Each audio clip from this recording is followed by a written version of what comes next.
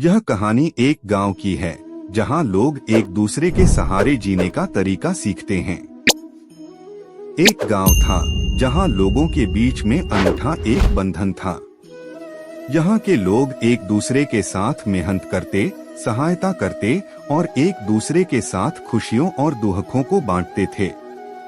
इस गांव की कहानी बहुत ही अनोखी थी। एक बार गांव में एक नया आदमी आया।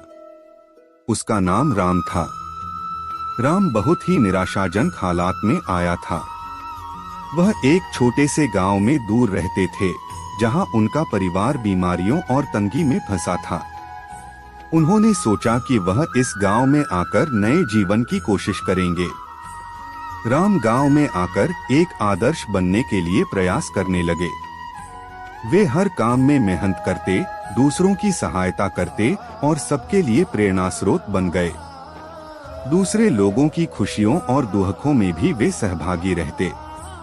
एक बार गांव में बड़ा दुख का समय भी आया जब गांव के मुखिया का बेटा अचानक बीमार पड़ गया। उसकी स्थिति गंभीर थी और उसके परिवार को इलाज के लिए पैसों की आवश्यकता थी। लेकिन गरीबी के कारण परिवार के पास इतनी धनराशि नहीं थी। जब राम ने इसे सुना, उन्होंने तत्परता से अपनी सभी बचत की राशि का उपयोग करके परिवार की मदद की। वे नहीं चाहते थे कि इस दुखी परिवार को किसी भी हमारी तरह जूझना पड़े। उन्होंने बचत की राशि के साथ साथ दूसरे गांव वालों को भी अपील की और उन्होंने भी उस परिवार की सहायता की। इस आपातकाल में गांव वालों ने एक बड़ी टीम बना ली।